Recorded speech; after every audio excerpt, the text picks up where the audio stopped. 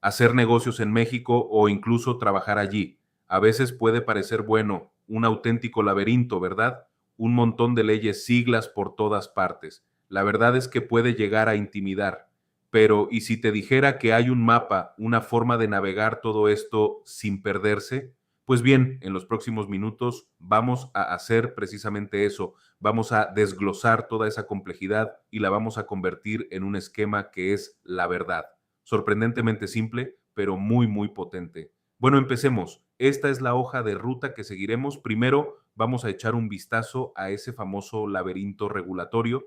Después nos meteremos de lleno con los tres pilares, el de la protección laboral, el de las obligaciones fiscales y el de la seguridad social. Luego veremos qué es eso del CFDI, que es como el pegamento digital que lo une todo. Y para terminar, juntaremos todas las piezas para tener una idea clara de cómo navegar el sistema sencillo, ¿verdad? Entonces empecemos. Muy bien, pues empezamos sección uno, el laberinto regulatorio de México. Y es que, como se suele decir, para salir de un laberinto, lo primero que hay que hacer es entender cómo está hecho, ¿no? En este punto se encuentra el núcleo del problema, lo que hace que todo resulte tan complicado. El LFT, el SAT, el IMMS, el CFDI es una auténtica sopa de letras. Cada sigla es un mundo. La Ley Federal del Trabajo, el Servicio de Administración Tributaria, el Instituto Mexicano del Seguro Social. Claro, cada una tiene sus propias normas, sus propios formularios. Es totalmente normal sentirse un poco perdido y no saber ni por dónde empezar. Pero aquí viene la clave. El truco, en vez de intentar memorizar una lista interminable de reglas, ¿qué pasaría si pudiéramos agruparlo todo en solo tres grandes bloques? Exacto, tres pilares que son la base de todo el sistema. Si conseguimos entender bien estos tres pilares, de repente ¡zas! Todo lo demás empieza a encajar como un rompecabezas. Pues vamos a explicar el primer pilar, el pilar uno, la protección laboral. Este es quizá el más fundamental porque define la relación básica en cualquier empresa, la que hay entre la persona que contrata y la que es contratada. Y el manual de instrucciones para este pilar es la Ley Federal del Trabajo, la famosa LFT. Es importante destacar que es un documento sumamente extenso, pero su objetivo en el fondo es muy simple: poner en equilibrio la balanza, por un lado, los derechos de los trabajadores y, por el otro, las obligaciones de las empresas, y para asegurarse de que nadie hace trampas, está la Secretaría del Trabajo, que vendría a ser como el árbitro del partido, y que nadie piense que la LF te va solo de cuánto se cobra, ni mucho menos, va mucho más allá. Por ejemplo, establece días de descanso que son obligatorios para todo el mundo, pero hay cosas incluso más fuertes. Pensemos en esto. Si una empresa decide bajar el sueldo a alguien sin que haya un acuerdo, esa persona tiene derecho a renunciar y además a recibir una compensación. Esto ya nos da una pista de lo en serio que se toma la ley. El contrato laboral. Claro, como decíamos, esto es una balanza y tiene dos platos. Del otro lado están las obligaciones de la empresa y tampoco se trata solo de pagar. Y ya está.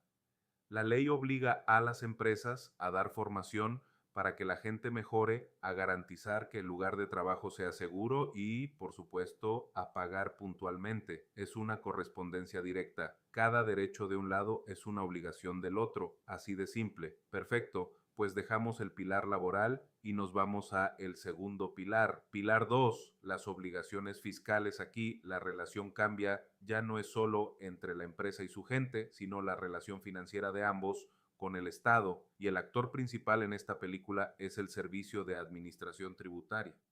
El famoso SAT básicamente es el organismo que se encarga de que todo el mundo pague lo que le corresponde para llenar las arcas públicas. Su Biblia es el Código Fiscal de la Federación y con ella gestiona los impuestos más conocidos como el ISR, el impuesto sobre la renta, y el IVA. Y en este pilar las tareas están muy bien repartidas. La empresa actúa, por así decirlo, como un intermediario. Su trabajo es inscribir a sus empleados en el registro de contribuyentes, el RFC, quitarles una parte del sueldo que corresponde a los impuestos y dársela al SAT. Por su parte, la persona que trabaja tiene la responsabilidad de que sus datos estén siempre al día y de hacer sus propias declaraciones de impuestos. Es un trabajo en equipo, una corresponsabilidad. Aquí hay un concepto que hay que entender si el IVA el impuesto al valor agregado. Es ese impuesto que pagamos casi por cualquier cosa que compramos o contratamos. Pero lo más curioso es cómo funciona a veces la retención. Pongamos un ejemplo para que se vea claro si una persona, un autónomo, le hace un trabajo al gobierno federal. Es el propio gobierno el que está obligado a guardarse una parte de ese IVA y pagárselo directamente al SAT. Es un mecanismo súper eficaz para asegurarse de que el dinero llega donde tiene que llegar. Muy bien, pues ya tenemos dos. Vamos a poner el tercer y último pilar, la seguridad social. Este es el que tejes esa red de seguridad que protege a toda la gente que trabaja. Y el corazón de este pilar, su centro neurálgico es el Instituto Mexicano del Seguro Social, es decir, el IMC. Su trabajo es doble y es importantísimo. Por un lado, da toda la atención sanitaria pública. Pero a ver, ¿qué significa esto en el día a día? Pues imaginemos que alguien tiene un accidente en el trabajo, el IMSS se encarga de todo, absolutamente todo, desde que le vea un médico la operación. Si hace falta la hospitalización, la rehabilitación después incluso si hay secuelas. Una compensación económica es una cobertura total, una red de seguridad que se paga claro con las cuotas de todos. A todo esto, ¿de dónde sale el dinero para pagar todo esto? Pues principalmente de las cuotas que pagan las empresas por cada persona que tienen contratada. Pero aquí viene lo interesante. No todas pagan lo mismo. El sistema es bastante listo. Clasifica a las empresas según el riesgo de su actividad. Por ejemplo, una empresa de construcción donde los accidentes son más probables paga una cuota más alta que, no sé, una consultora donde el mayor riesgo es que se te caiga el café encima. El riesgo se comparte entre todos, sí, pero de forma justa y ajustada a cada sector. Bueno, ya tenemos los tres pilares en su sitio, el laboral, el fiscal y el de seguridad social. Pero como se hablan entre ellos, están separados. Pues no, y ahora vamos a ver la pieza clave, el engranaje digital que los conecta a todos. Se llama comprobante fiscal digital por Internet. Nos quedamos con las siglas CFDI y esto es fundamental. Entenderlo no es una simple factura electrónica, es muchísimo más que eso, es literalmente el corazón de todo el sistema. Cada vez que se paga una nómina, se hace una venta, se contrata un servicio, lo que sea todo, sin ninguna excepción. Tiene que generar un CFDI, y ese CFDI se registra casi al instante en los sistemas del SAT. Y aquí está la magia, la idea central. El CFDI no solo sirve para que el SAT sepa cuántos impuestos hay que pagar. No es la huella digital de cada operación, es lo que permite que el SAT, el IEMS y la Secretaria del Trabajo, todos puedan cruzar sus datos y comprobar que las cuentas cuadran, que lo que se declara en un sitio coincide con lo del otro. Es, por así decirlo, la única fuente de la verdad para todo el sistema. Mira, ve hasta qué punto llega esto. Hay un ejemplo perfecto, el complemento carta-aporte. Esto es un documento digital que va pegado al CDI de una empresa de transportes y que dice, pues no dice todo que en mercancías se está moviendo desde dónde y hasta dónde, en qué camión. ¿Qué significa esto? Que el SAT no solo sabe que alguien ha pagado por un servicio de transporte, sabe exactamente que se está moviendo por las carreteras del país todo gracias al CFD. Bueno, pues ya lo tenemos todo, los tres pilares y ese conector digital que lo une todo. Vamos a hacer un repaso rápido para que ese mapa mental se nos quede bien grabado. Aquí lo tenemos, el mapa mental definitivo. A partir de ahora, ante cualquier duda o problema sola, hay que hacerse tres preguntas. Esto tiene que ver con la relación entre la empresa y la gente que trabaja, entonces ese es del pilar laboral. Tiene que ver con dinero o factura, sin impuestos, es del pilar fiscal.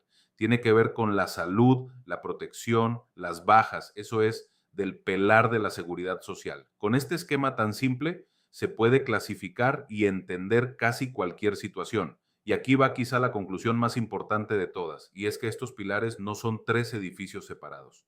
Para nada están totalmente interconectados, entrelazados digitalmente. Cuando se emite el jefe de I de una nómina, esa información viaja al instante y alimenta al pilar fiscal, al de la seguridad social y al laboral, a los tres a la vez. El jefe de I No es un simple cable que los une, es el tejido mismo, la red que forma todo el sistema. Y todo esto nos lleva a una última reflexión, una pregunta que queda en el aire. ¿Todo este sistema tan integrado o tan digitalizado es una barrera, es un exceso de burocracia que complica hacer negocios o es, por el contrario, la base, el cimiento para una economía más justa y transparente, una economía donde la competencia es más leal, los derechos están más protegidos y la recaudación de impuestos está garantizada, un obstáculo o un cimiento? Probablemente la respuesta a esa pregunta sea la que defina cómo será el futuro de los negocios en el país.